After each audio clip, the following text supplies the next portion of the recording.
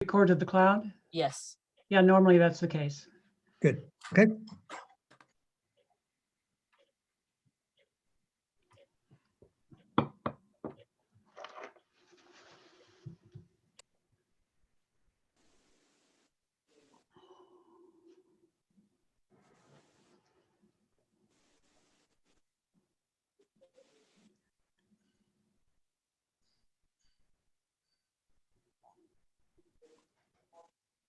I had to sort through about 1,100 photographs to just a few of the prime ones, I hope, for this evening. Good. All right, let's see how many people we have on now. Yeah, I think it's time to start. Nancy, we'll turn it over to you. Okay, thanks. Good evening, and welcome to another informative meeting of the Winoka Sierra Club. I'm Nancy Waldrop, a member of the executive committee hosting for Judy this evening. Normally, at this time in December, Winoka would be having our annual holiday and awards presentation, honoring outstanding green businesses and green efforts by individuals in our area. But as with so many things, due to COVID inserting itself into our plans, the awards program has been rescheduled to January. We hope you will join us for the special evening of green recognition next month. That said, we are most pleased to bring you a really exciting program tonight on hiking the John Muir Trail, presented by none other than Rachel Muir, and you will have to ask her yourself about the family connection. What I can tell you, Rachel is a scientist emeritus with the U.S. Department of Interior. As an environmental scientist and ecologist, she worked for a variety of federal agencies over her 40-year career, including the EPA, U.S. Fish and Wildlife Service, U.S. Geological Service, and the Executive Office of the President, Office of Science and Technology. Along with a very full career, she is an avid outdoors woman and hiker, and is the acting coordinator of the Greater Asheville Science for All Book Club. Rachel will be happy to take questions at the end of her presentation, and as usual, you may type your questions at any point during the presentation into the Q&A box, usually found at either the top or the bottom of your screen, for Rachel to answer during the Q&A time. Please be sure to use the Q&A box, not the chat box, as we will only be monitoring the Q&A box. It would also be a good idea to include your email address with your questions so Rachel can get back to you, just in case we don't have time to get to everyone's question. Also know our program is being recorded and will be posted at winoka.org, but it does take a week or a little longer for it to get there. With that, it's my pleasure to turn the program over to our guest speaker, Rachel Muir.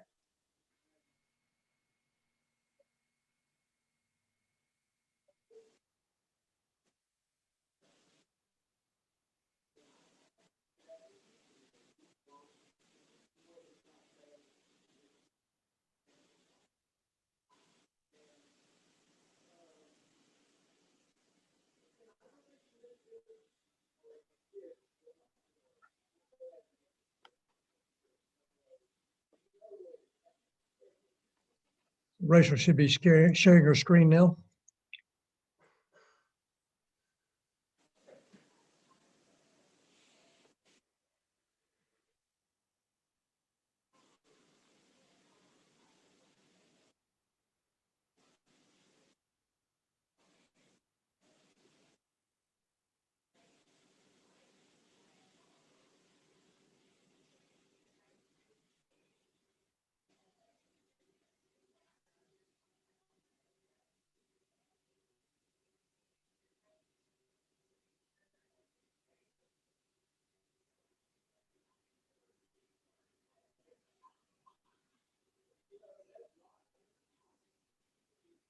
It looks like Rachel may have had a problem that knocked her off the air, so let's give her a second to get back in.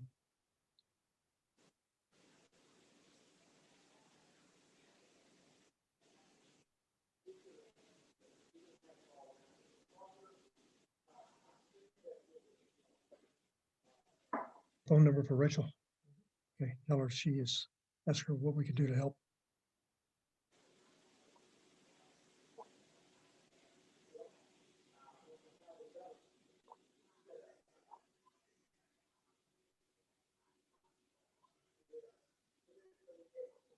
Best laid plans of mice and men.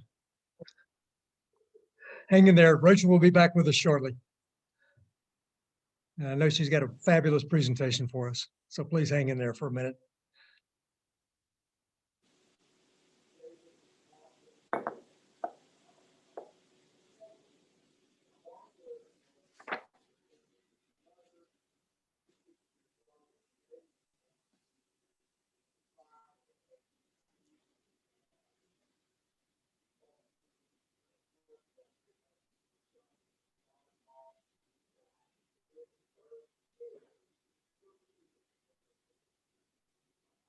We've done a lot of these programs. It's the first time we've lost our presenter in the middle, before she could even get started.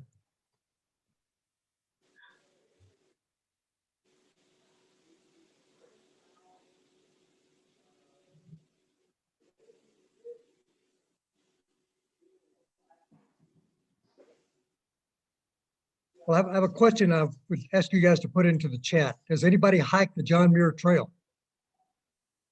If so, let us know in the chat.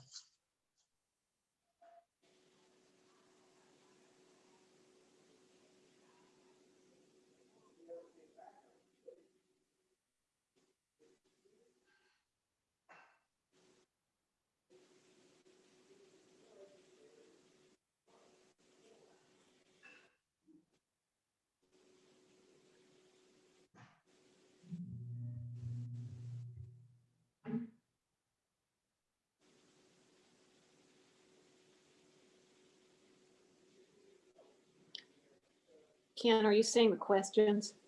Yes. Yep. I just answered one about where you can go to see the record, get the recording afterwards. It's winoka.org, WENOCA.org. If you can't remember that, all you have to do is go out and Google Western North Carolina Sierra Club or Sierra Club Asheville, and that will get you to our site there. But again, it'll be probably a week before those are up.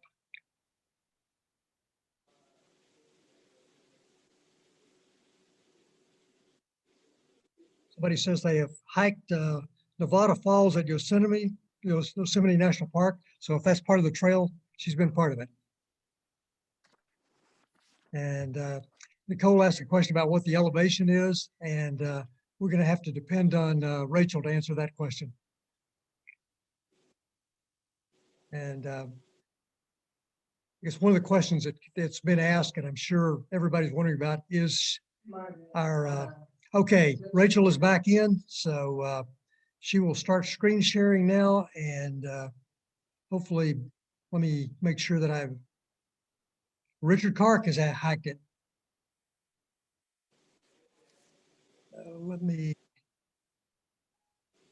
Rachel, I'm not seeing you as a panelist, so let me.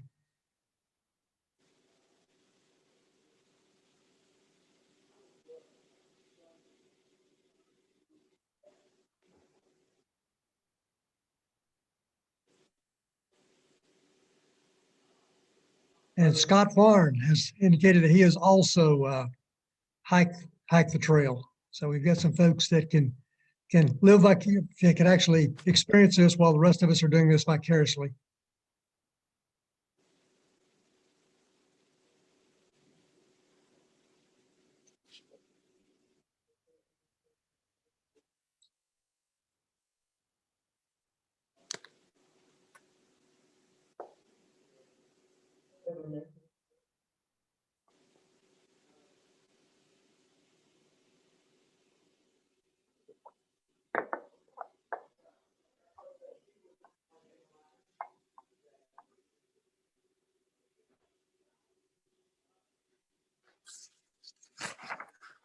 Still having some technical difficulties here, so my apologies, folks, for this.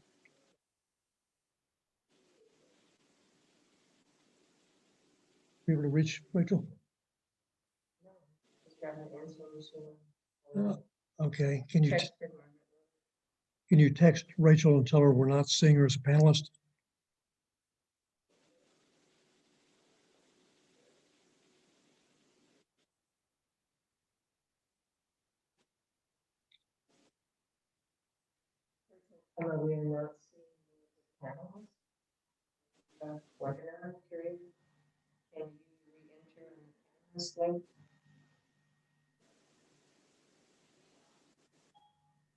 I think she's in as a participant, not a panelist.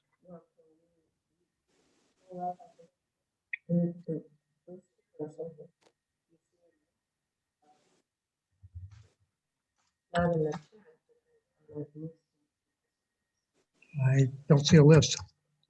Let me click on the participants.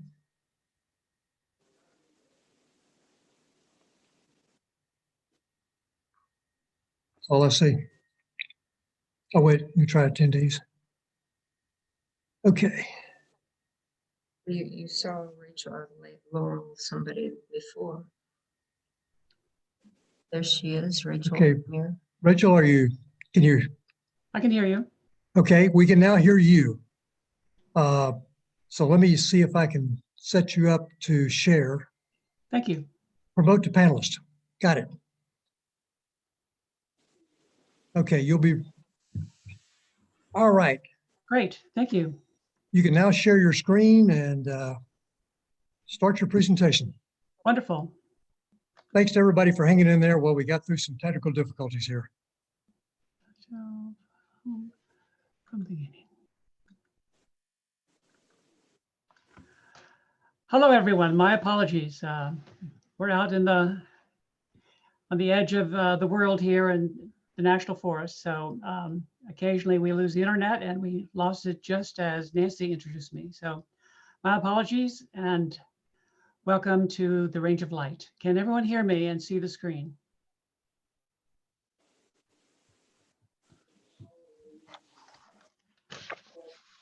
Rachel, you also may want to turn on your camera so we can see your face. Oh, there we go.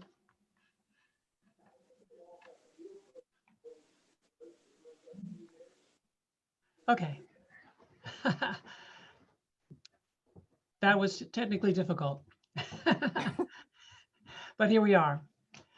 Thank you all for joining me this evening. I'm sorry again for the technical problems at the beginning, but we can step away from our technical problems for a minute and step away from the pandemic and the winter weather here and head to a summer in the Sierras on the John Muir Trail. In my opinion, one of the great trails in North America, certainly in the lower 48 to hike. I was there on several occasions, and the slide presentation you're about to see is a combination from a number of my adventures out to the west over several years. It's called The Range of Light by John Muir, and I think you'll see that quality as we go along and look at some of the photographs and take our little saunter into the mountains. So with that, I'll start with my slides.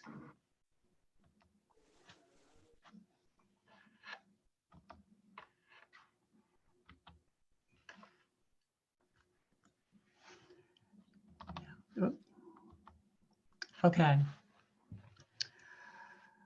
Again, what sets it apart is the light. Here's a photograph from one of the camping sites in the middle section of the John Muir Trail. It's called Silver Lake. And the mountains take on the quality of the light.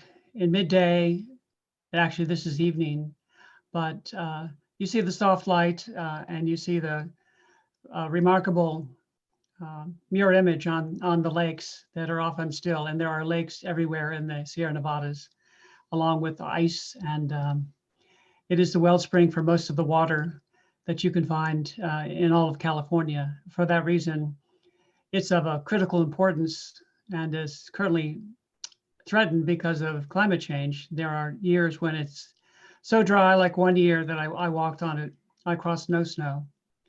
And in 2017, I had to cancel my plans because there was so much snow. And I'll talk a little bit more about that later. There seemed to be a little delay when I forward. So if there seems to be an awkward pause, that would be the reason why. Sometimes the light is overwhelming. This is Desolation Valley. It's near the southern end of the John Muir Trail. The Pacific Coast Trail overlaps the John Muir Trail over its entire length. It's from this point you can continue to hike south, but you're no longer on the JMT. And the light can be overwhelming. I don't know how people navigated these areas in the eras before sunglasses, but it seemed to be a necessity for me. But at midday, it can seem quite desolate and extraordinarily bright. When evening falls, everything changes again. This is Mount Thor near the southern end of the JMT. And because the granite that is the common feature of the entire range, it's about a 4 million year old mountain range. It's new, it's a young geological feature, and it's almost all igneous. It's almost all this white to pink granite, and it takes on the color of the light that receives it. So either, as in the previous picture, it can be a sheer band of brightness and blinding white, or in the evenings, it takes on these fabulous colors. Evening and aspen glow is one of the best times of the day to be walking on the trail. This is looking south to Mammoth Lakes, which is one of the starting points for one of my hiking trips. On average, these hiking trips, I take them about 10 days at a time. The entire length of the trail is about 220 miles, but there are fabulous side trips to take.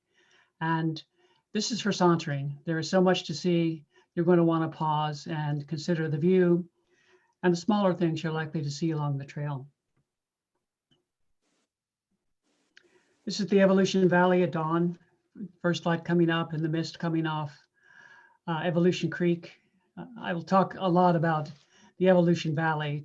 For me, it's the heart of the John Muir Trail. But again, the light changes with every minute of the day.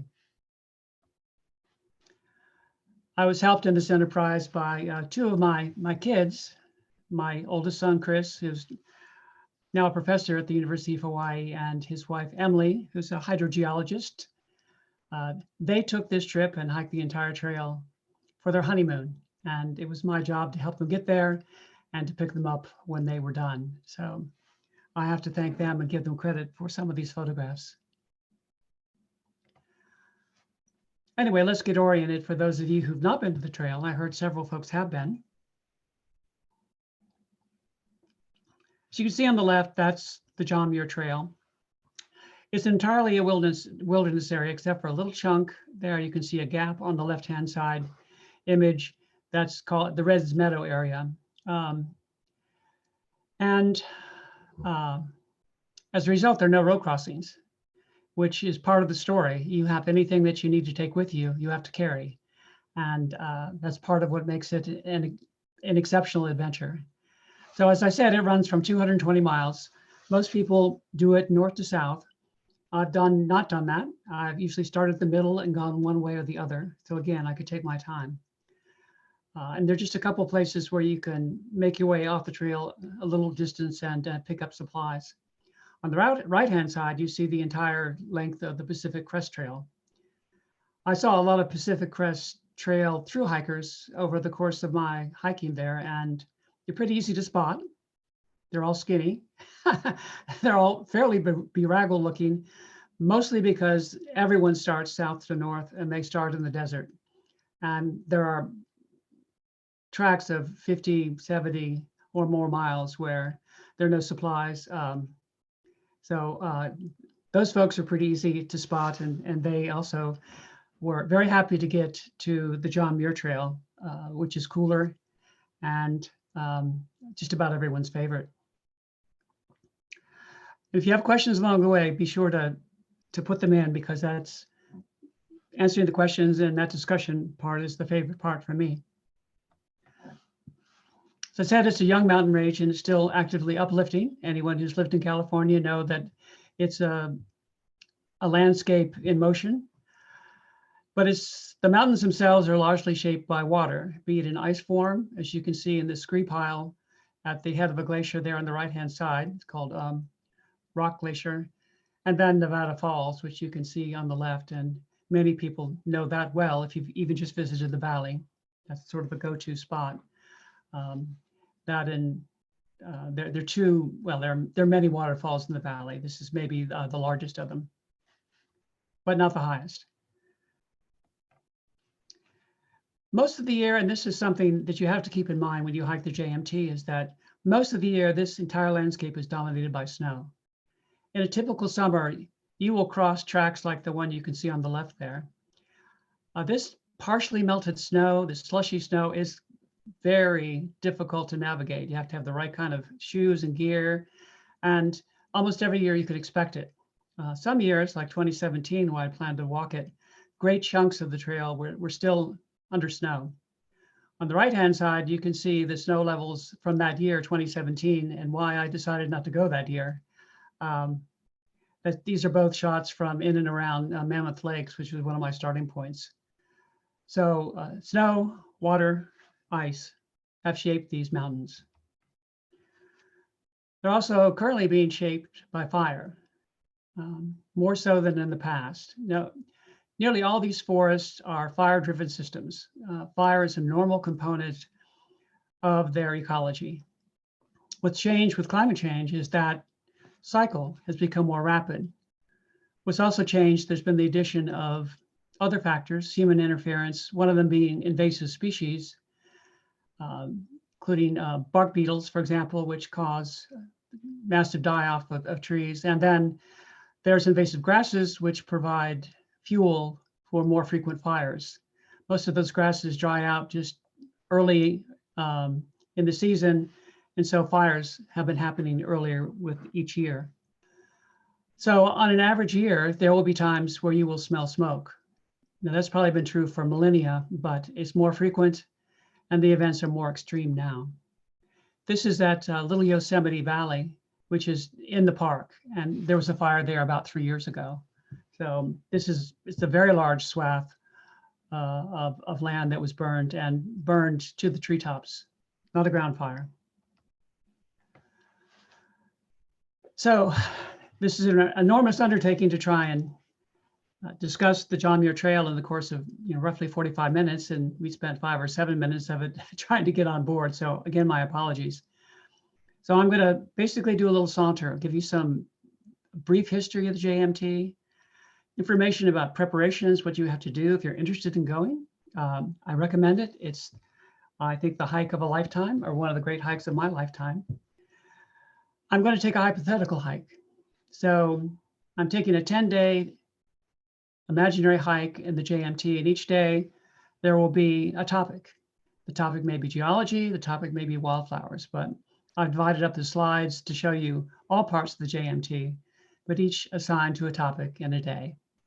Talk a little bit about resources and what you could use to help you explore the trail. But first, preparation. I mentioned there are 3 major trips here. The first one was south to north. Most people go north to south from Yosemite to Whitney Portal. I went there to meet up with my daughter-in-law, Emily, and my son, Chris, for their honeymoon. They hiked it for their honeymoon and they took their time. They took about a month and they were still married when they were done. So a good sign for them and an indication of what a fabulous experience the trail can be. On the upper left-hand side, I'm at the peak of Mount Muir, which is right next to Mount Whitney, and it's also a 14,000 footer. It's a technical climb. My kids were surprised to find that I'd signed in at the box at the top of the mountain. They didn't think the old lady could make it. Well, she did. And again, another photograph of Thor Mountain and its beautiful lighting. So over 3 years, the second and third trips were 2018 and 2019. 2018 are really focused on exploring Evolution Valley, and we'll come back to that a little later in the presentation. The one most recent in 2019 was going north from Res Meadow, which is one of those spots where you can access the trail, into the park. And this is the view from Half Dome, which one of the side trips you really have to take if you walk the JMT. So suggestion number 1, take a trusted companion. On the left-hand side, you'll see my dear friend, Marie. And Marie has been with me in all 3 of these trips. It's best done with a partner for a lot of reasons. But one of the reasons is that you have to carry everything, and it's particularly challenging if you take longer trips solo. It's also enjoyable to share what you see. It's nice to go, oh, wow, and have somebody answer back and say, oh, well, as well. My only mistake was Marie is a diminutive 98 pounds and maybe 5 feet tall. She can't carry much. So I was the mule, and I carried most of the gear, but that's all right. I'm a strong lady. Those are my kids on the right-hand side who I've already introduced. You have to be in shape for this trip, to be quite honest. And here's my partner, one of my training partners, Trevor, my grandson. I usually carried him on my back. He was my backpack when I didn't have a backpack. And my two sons were both outstanding track and field athletes. And in the last few years, they encouraged me to investigate senior track and field. And I've loved it. And Trevor there is showing off some of the medals that he now owns, but I earned in the course of Senior Olympics, and was a great help for me to train to do this. It's at altitude. The lowest spot is the Yosemite Valley at about 4,400 feet. The highest is Mount Whitney at over 14,000 feet. And the southern half of the JMT, the last 80 miles or so, is mostly above 10,000 feet. So that's one of the reasons why it's worth it to try and spend some time both at altitude and practicing. So some scenes from the Senior Games, which, by the way, I am the ambassador for the Senior Games for Buncombe County. And if you're interested, it's a statewide, every county has an ambassador, but if you're interested, my contact information will be available at the end. So wear a backpack every time you can if you're not wearing a grandson, was my rule of thumb in the preparation up to those trips. You do have to plan ahead. This is not an idle trip, and you'll pay for it if you don't do your homework. The first challenge is, and can be, is getting a permit. This is a wilderness area. The Park Service in particular has really cracked down to make sure everyone has a permit. When I crossed into the park on my last trip over Donahue Pass, every day after I chatted with the park officials, they have a ranger there and check to see if you have permits. If you don't, they tell you to turn around. The nearest exit is 40 miles south. So it's a bit of an inconvenience if you don't get yourself a permit. Now, the trail crosses a number of jurisdictions, not just Yosemite National Park, but several national forests. And here's a tip. It's cumbersome and difficult to get a permit from Yosemite National Park. But if you go to one of the National Forest offices, of which there are several, they get a percentage of the permits. 2 days ahead of time, you have to take a pause of a day. You can walk in and get a permit. And each time I've done that, I've had no difficulty getting a permit for the next day. That's the recommended method to get yourself a permit. Note too, though, that they limit the number of people who can get on the trail. For example, the number of folks who can enter or exit Yosemite National Park at its southeastern end, which is Donahue Pass at about 11,000 feet, is 50. So that limits the number of people who can enter the park, and other entrances are difficult to get into. And you will be in trouble if you're found without a permit. There are ranger stations along the way. So get your permit. Secondly, you have to resupply remotely. On the left-hand side is a bucket with a lot of food. I have mailed my food ahead. You have to do it 3 weeks ahead of time to the John Muir Ranch, which is just a couple mile walk off the trail near the center of its length. And you need to send that 3 weeks ahead of time. It would be extraordinarily difficult to carry all the food you would need for an extended hike. And that's why these dropout points or pickup points are important. I'll show you some photographs of the JMT and what that, John Muir Ranch, and what that looks like. But that's another planning ahead item that you have to be sure to have taken care of. By the way, for most of these trips, I'm carrying about 45 pounds. I weigh about 140 pounds. So it's not that difficult, but being careful about what you pack and is key to having an enjoyable trip. You don't want to be weighed down with a lot of equipment. I'll tell you a little tale about a gentleman I met who was doing the Pacific Crest Trail, who gained the trail nickname Metric Ton, and with good cause. That's a story to come in a little bit. Finally, this guide, Elizabeth Wank's John Muir Trail, which is I think now in its 6th edition, is a necessity. Camping spots are scarce along the way. She points out where they are. Good camping spots are even more scarce. And finding areas that are relatively protected because the weather can be quite abrupt. It's good to know. And she's also a crackerjack botanist, and most of the flowers, wildflowers, trees, and other natural features along the way she takes note of. So a wonderful guide, and I highly, highly recommend it.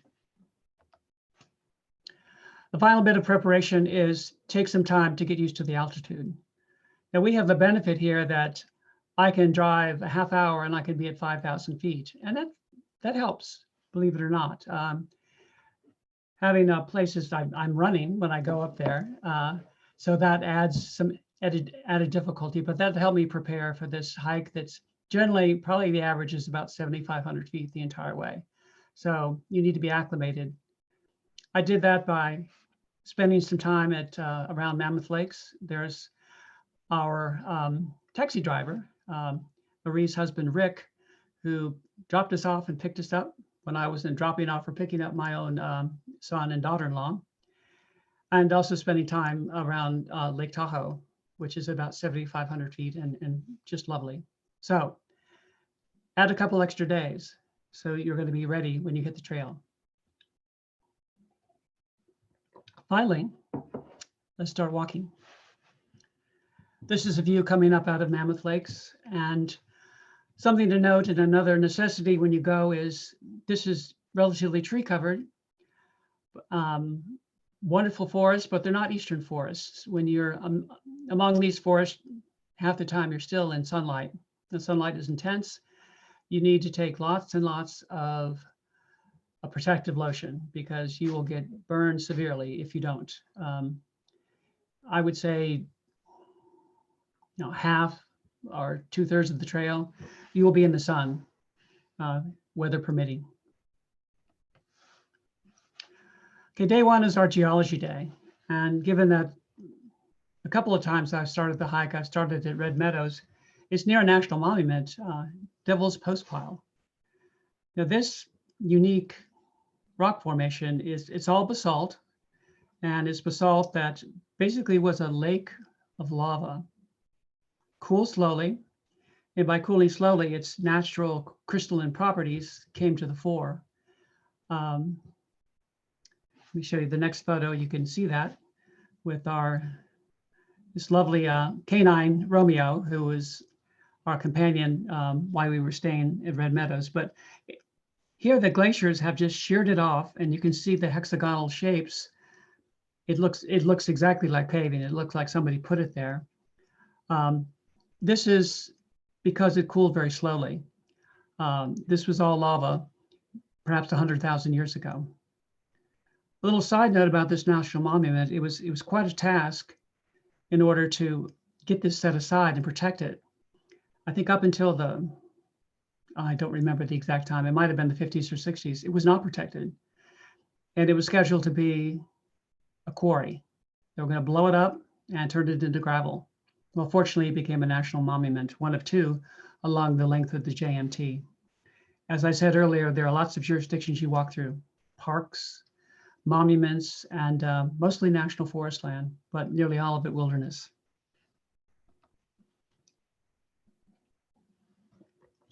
There are large portions, particularly in the southern 100 miles or so of the JMT where rock dominates. On the left is the height of Mount Muir. On the right is Half Dome, and you get a chance to see geology almost everywhere you walk. But on some portions of it, it is a gravel, boulder, montane-dominated landscape. In fact, oftentimes the trail you walk on is simply boulders. One of the walks I took when I came on the south side of Muir Pass, there had been a number of storm events that had washed out the trail. So literally the trail was a tumble of large boulders and stones. And maneuvering that with a backpack, in this case, was late in the day, was not easy. So walking poles of some kind are also recommended that help you navigate those portions of the trail where boulders are the chief feature that you're going to be walking on. Here's a photograph showing two features of the geology, and both were created by glaciers, but different kinds of glaciers. In the background, you see the minarets, which are very sharp, tooth-like mountains. They were all made, and their sharp features were made by cirque glaciers. It's the alpine glaciers, as we usually understand them to be.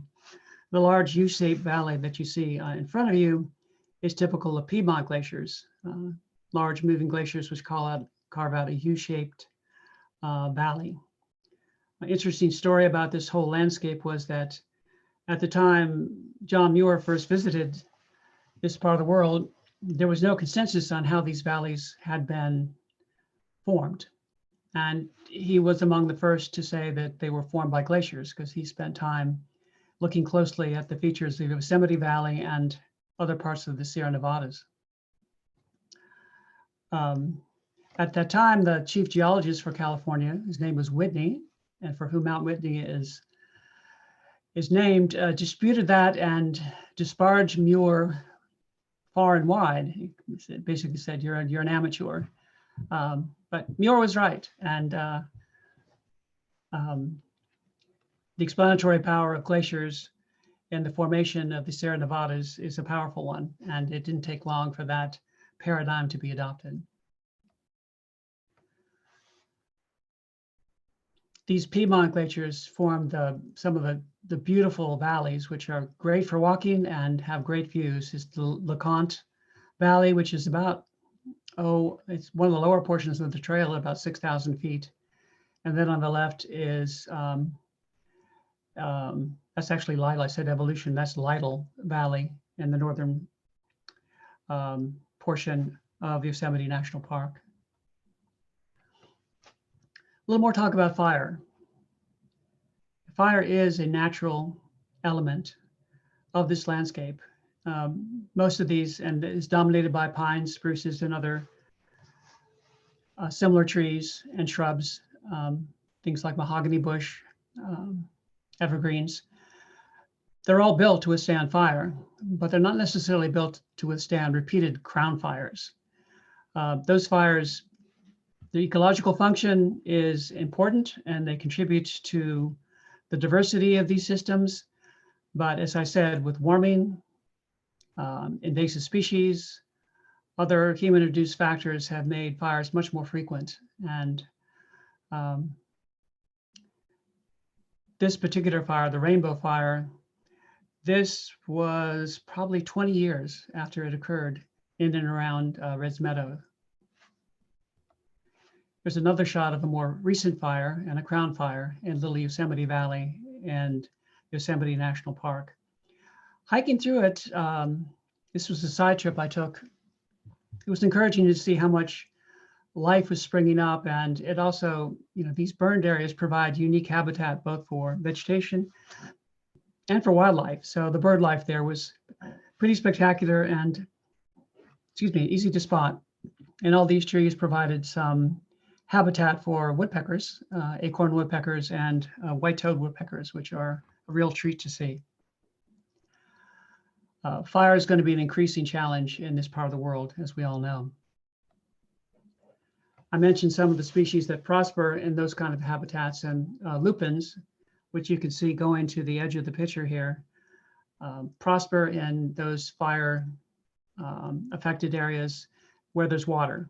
So if you're walking through a seep and you're in an area that had been a recent burn, you're going to be walking through a lot of lupins, which has a very interesting relationship with another flower I'll show you later, Indian paintbrush. They have a symbiosis going on and they're often found together.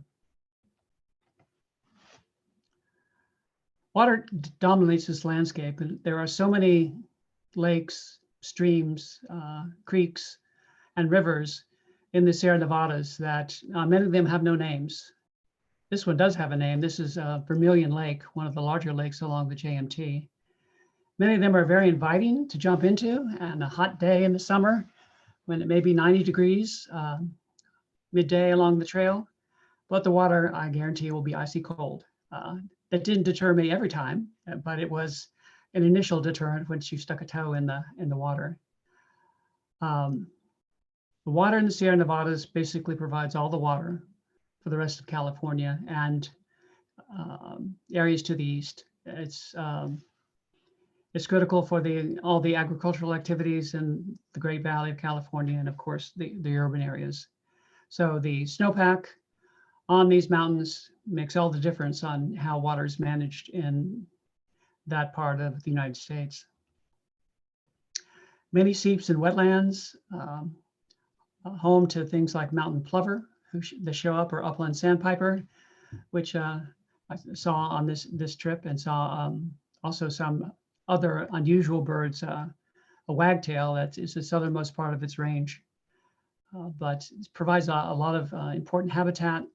And there are fish in these lakes. Many have been introduced, and some of them are actually invasive species, not the native trout. Brook trout has been introduced, which is of course native to here, but nonetheless, they're beautiful, and water is not a problem. You do have to treat your water or filter it, which I choose to filter it, but you'll never be short on it.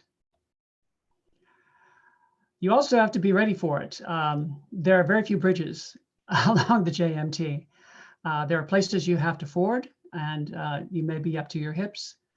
On the right, you can see my friend Marie making her way across. This is one of the branches of the San Joaquin River. This is not particularly hazardous because there are boulders to walk on, but even a small rain could induce a fairly significant uptick in the flow. And there are other streams. On the left is another portion of that same stream where it's impassable. You would die trying to cross some of those streams. So there are some bridges, but many times they're not. So you have to be prepared to wade.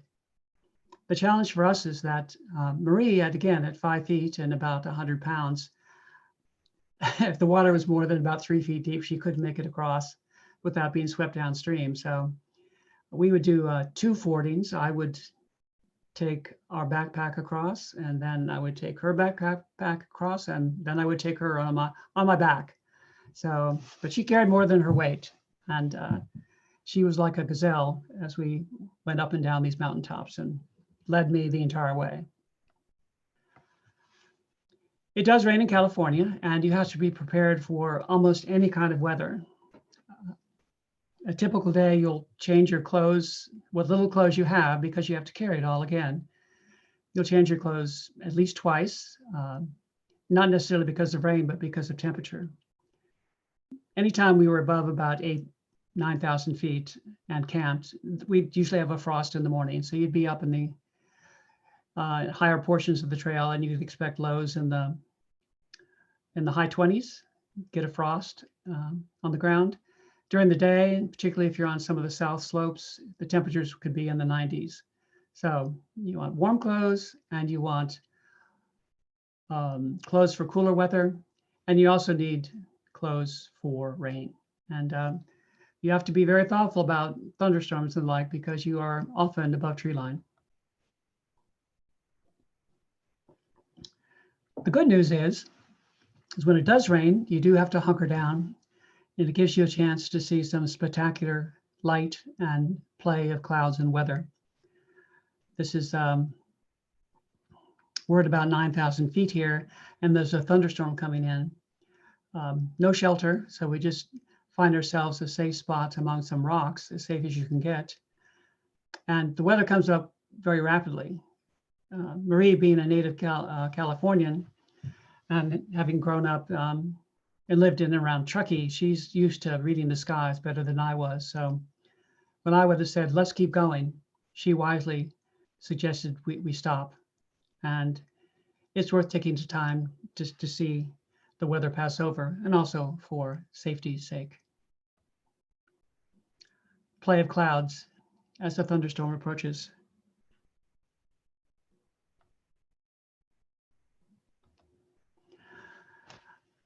A little bit about wildlife. We're on our hypothetical day 4 with weather. There are portions of the trail that have unwelcome wildlife. There's a variety of black flies, not the simulids, the black flies that you find in northern waters. These are more like the deer flies we have in our part of the world. Can be very annoying, and they're biters. And other places, mosquitoes are dominant. Primarily being an aquatic ecologist and knowing where simulids should be, those black flies that we find in our part of the world, I found no pattern when mosquitoes might appear, black flies might appear, and when they disappeared. You just have to be ready at any time, and netting is basically a requirement. I recommend it as the one more little thing you take with you. Snow crossings are hard. Crampons are great. Hiking poles are basically required. This eroding snow is very slippery under your feet, and any kind of slope that you're on, you have to be extremely cautious. It's one of the reasons I suggest not hiking the trail by yourself. It would be lovely, but in spots like this, it could be a real challenge. And it would be, sometimes it just takes 2 people to make that kind of a crossing. There was lots of wildlife, but not in the abundance that you find here in the East. And there's good reason for that. All the animals you see here are year-round residents: grouse, Clark's nuthatch, and yellow-bellied marmots. They are adapted to spend the winter there and deal with snow in a variety of ways. The birds, of course, being mobile and feeding on food that is available at wintertime. The marmots stocking up on herbaceous plants to tide them over and put on lots of blubberage for their winter times. The marmots are also huge thieves of your camping food. That's why bear cases are a necessity, and you don't leave any food out. They will eat through your tent. They will eat through your pack. They're a lovely nuisance. It's the best way to describe them. And here's one chewing on some penstemons in flower. Day 5, I'm going to visit a couple of passes. This is Muir Hut. It's at about, it's between 10 and 11,000 feet near Muir Pass, excuse me. And this was the section of the trail that was the last part to be constructed. It wasn't actually explored until and mapped until about 1910, 1912. One of the former geologists who headed up the Geological Survey was among the explorers that did this work. And I'm a emeritus scientist. I'm still active with the Geological Survey, so a little bit of personal history there. This was constructed by the Sierra Club in 1930. It is not just a memorial to Muir, it is also very helpful. This is a very rugged portion of the trail, all pretty much scree, and severe weather is a common event. I met several people who on the trail who earlier had had to use the trail for, the hut for shelter because of hailstorms and other severe weather. So it's also full of lots of little memorabilia that folks have left along the way. Some of it pleasant, some of it not so much. This was my favorite pass. It's called Selden Pass. And it basically has everything. It was full of bird life. These streams are full of trout, and they were the native trout. And shrubs, trees, snow. There are dozens of passes like this along the way. I remember one in particular where there was a glacial lake and a coyote walked by and basically looked at me and my companion with disdain. basically with one of those yellow stares, said, you're just tourists. Get out of my way.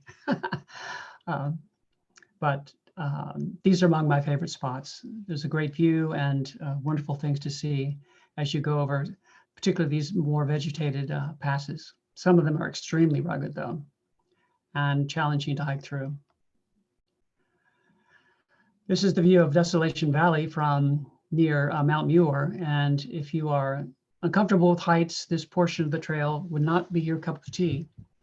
But this is pretty much the last pass you have to go over before you head down into Whitney Portal. There are people on the trail too, and that is part of the charm.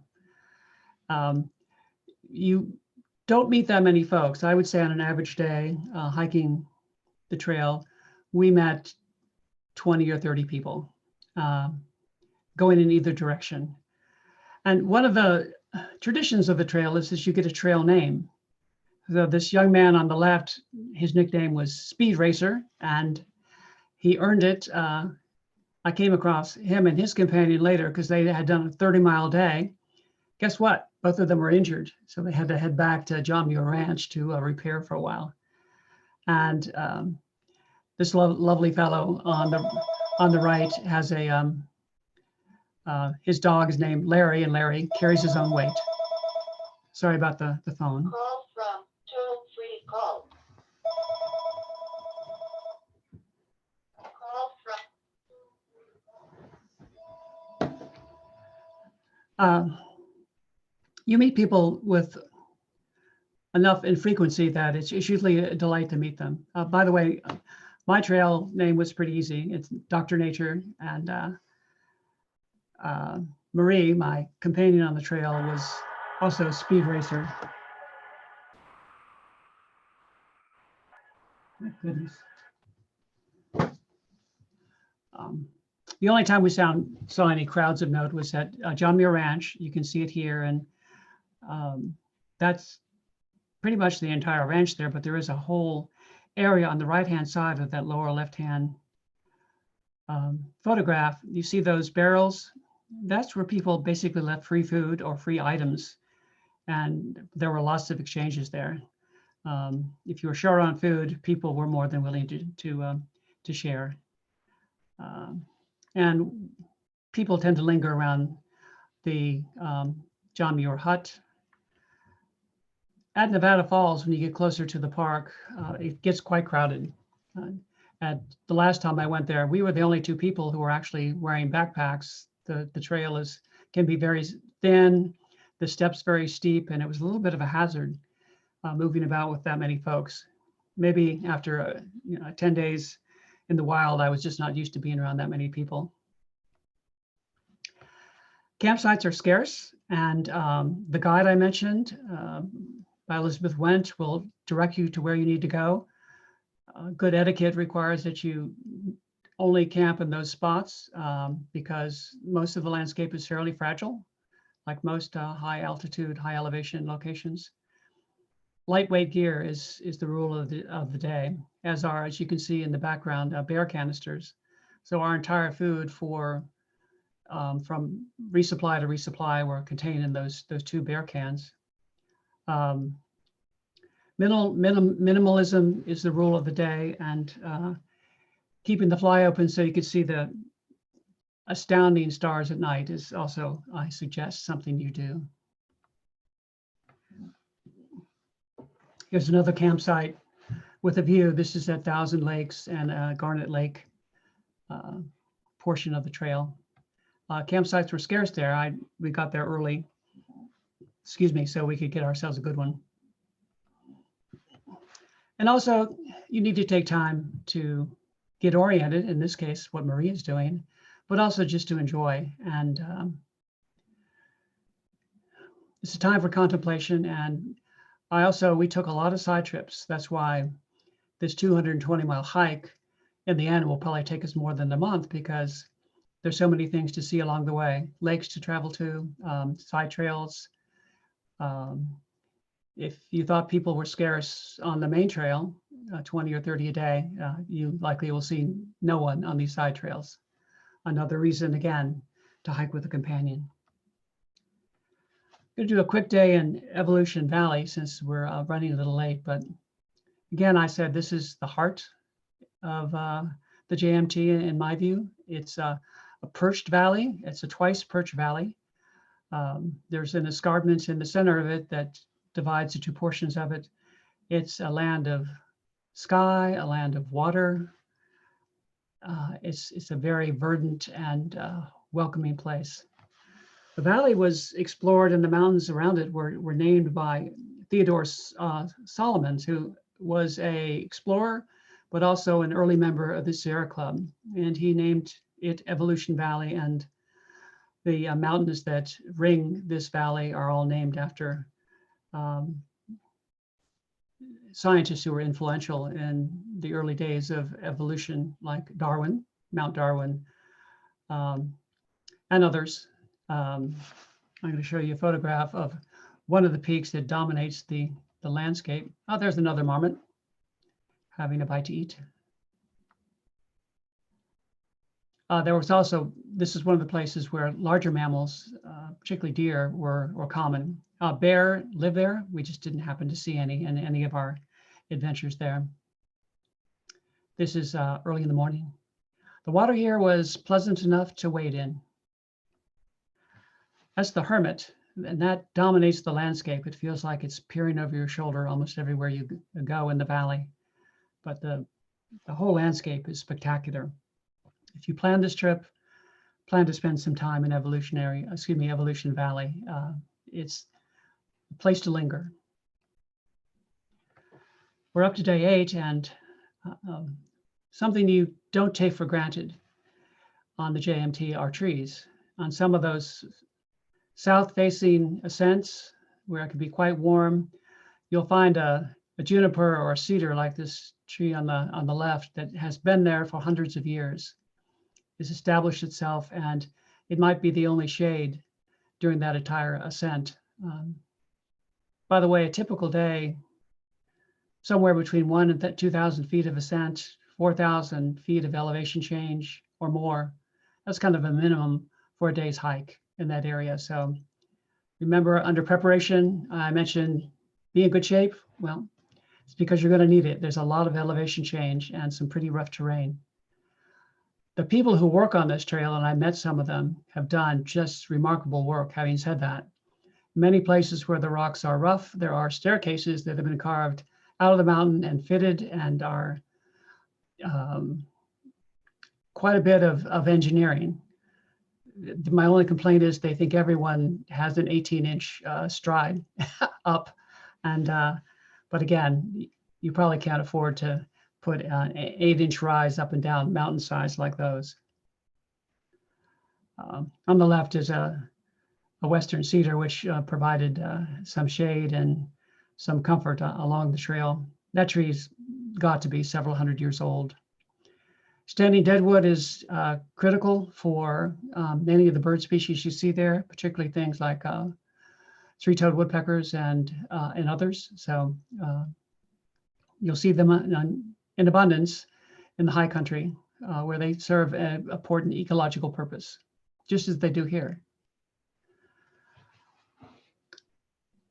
Going to see the wildflowers is reason enough to go to the JMT. I am going to go over this relatively quickly, but nonetheless, the variety, the number, the beauty of the wildflowers you will see there is mind-boggling. They get all their work done in a relatively short period of time in July and August, and everything seems to blossom at once, from tiny little ericaceous shrubs to some spectacular members of composites, and it's hard to pick out a favorite. Maybe the fringed orchid on the lower left-hand side would be one of them, but there's enormous diversity, and I'm going to hold up something here. I'll talk about it more later, but take with you California wildflowers, the one thing that you should probably take with you, even though there's lots of information in that guide I mentioned by Elizabeth Wendt. So I'm just going to just let you enjoy the pictures here and not talk too much. Shooting star on the right. The giant red paintbrush, which is apparently has a saprophytic relationship with lupin, of which I'm just beginning to read up on that. Columbines are very common, gorgeous. Here's a rhododendron that's a relative of the ones we have here, very similar in almost every respect, but found at very high elevations, surprisingly, well adapted to that environment. This is the mimulus. A little personal story is that species, cardinalis, was what my oldest son's focus, that species, rather that family of flowers, was the focus for my eldest postgraduate work at University of British Columbia. How they underwent such rapid speciation in these mountains was part of the issues that he addressed. He's an evolutionary biologist, principally, as well as a botanist. The Kelly's lilies there are just spectacular, much like the lilies we have here, and they're closely related. Believe it or not, in this rugged environment, the ferns, which are among my favorite of plants, can still prosper. And my last set of pictures here is once again returning to the light. The light is what, to this day, what I remember about the Sierra Nevadas and what will undoubtedly take me back. A little bit of smoke in this picture, not uncommon. Evening light is above tree line is worth the hike. A couple of resources I recommend. I've already given plenty of plugs for the John Muir Trail guide. Here's something else I'd recommend. There's a documentary that was done by some folks I've met, mile and a half. They hiked the trail as a group. You can see their boots at the bottom in 2008, which was a snowy year. So the name comes from, if you get asked on the trail where anything is or how long it takes to get there, the answer is usually mile and a half. But they carried some pretty heavy camera equipment along the trail, which is quite impressive, and they did a great job. So that might be a nice introduction or a way to vicariously take your hike along the JMT. I am pleased to talk to you as much as you wish about any questions you have about the JMT. I'm also an instructor at the Arboretum, and I teach courses on conservation history and various aspects of ecology and biology. So I'd love to talk to you there. I'm not putting in a plug for the Arboretum, although I speak of them highly, but this might be a course I might have at the Arboretum specific to the JMT and its botany. So finally, happy trails. And one other plug. Please contact me if you're interested in the Greater Asheville Science for All Book Club. The book club was formed after the March for Science, sort of a next thing to do. Every 2 months, we tackle popular science books of every topic. And upcoming books are Entangled Life and by Merlin Sheldrake, and we're going to talk about fungi. And also we have a dive and a deeper dive. The second book is The Hidden Half of Nature. It's basically about fungus and soil, mycelium, and the importance they play in making our soils fertile. So with that, I am done here and ready for questions. Okay, then we have time for a few questions, I think, and we'll start with the first one that several people have asked about your connection to John Muir. Are you related?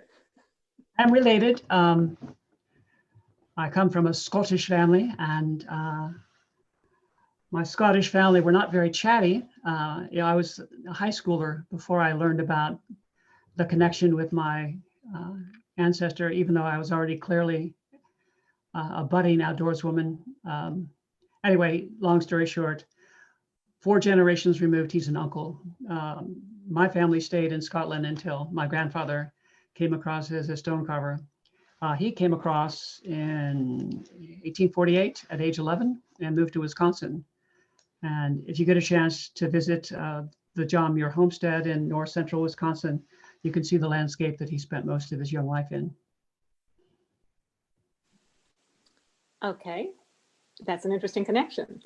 And the question is about how much of the less water problem is due to bad entities like Nestle pumping or stealing it for bottled water sales? The vast majority of all the water that makes its way to Western California is used in agriculture. Probably 3/4 of all the water use in the West is for agriculture. Some of it appropriate, some of it inappropriate. Basically, there's some parts where it's so hot they have to actually spray water in order to cool the plants down. The Great Valley of California is one of the most human-altered environments in the world. It's from the air, it's just a patchwork of intensively farmed agricultural sites. And it's the principal source of a lot of our foodstuffs, fresh food. So it certainly provides a service, but it eats up a lot of water. Okay, and we have one about how do you keep your feet dry? Do you use snow seal or similar to try to keep your feet dry in all the stream crossings? You take your shoes off is what you do. And in each case, carry a set of Tevas with you. Basically, you need 2 shoes. Tevas to use around the campsite and for stream crossings, and then your hiking boots. My son did the entire trail in his Tevas, and I do believe his feet are going to be brown the rest of his life. I could not do that. Too rough terrain for my liking. Okay, and we've got time for a couple more, I think. When is the season for a through hike? What is the season for a through hike of the John Muir Trail? Recommendation would be mid-June through mid-September is your window. The best time for the wildflowers, which I barely had a chance to really dive into, is late July. No guarantee that you won't run into freezing temperatures or snow at any time of the year, though. So those are the principal times, and you probably can't. I think there's a window where you can't get permits because of the risk involved. Okay, and oh, excuse me. There we go. Okay. And have you had any uncomfortable interactions with the wildlife, bear, mountain lions, or etc.?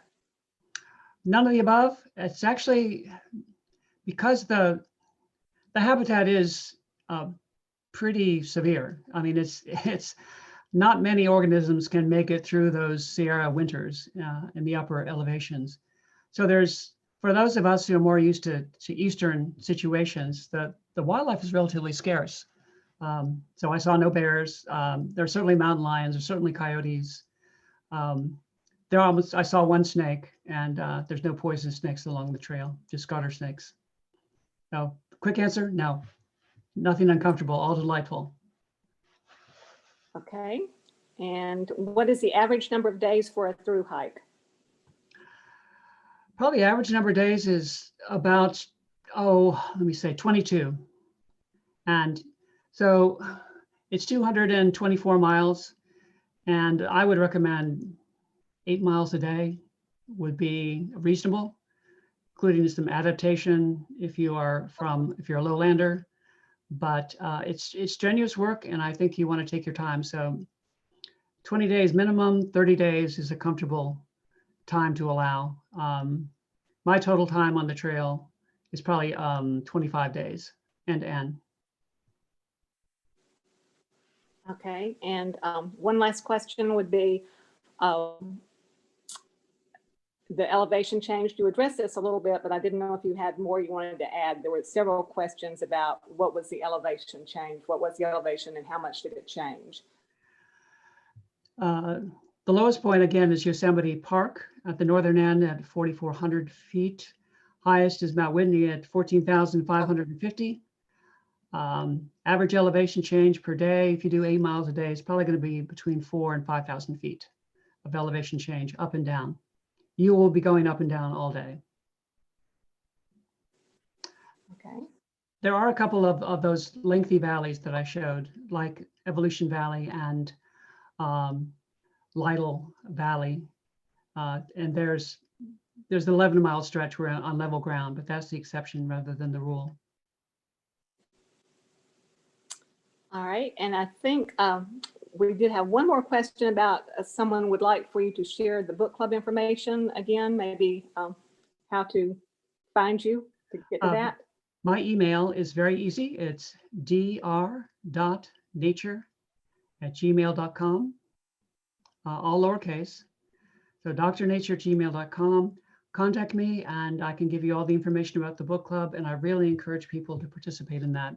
Many times we get the authors to speak, and we probably will this time coming up in January. So please, if you're interested, contact me. Also, I'll be glad to give you my phone number as well. And that is 703-946-6763. Okay. Well, thank you, Rachel, for such a beautiful and informative presentation.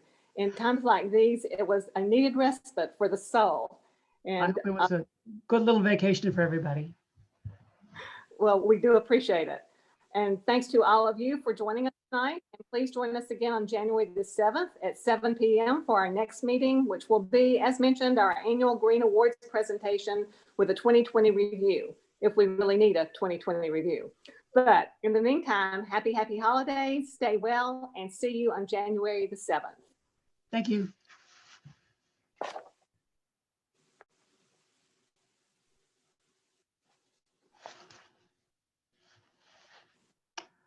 Nancy, how did it go? I thought it went great. I couldn't see anything, so I was kind of like lost. There's slides, but I couldn't see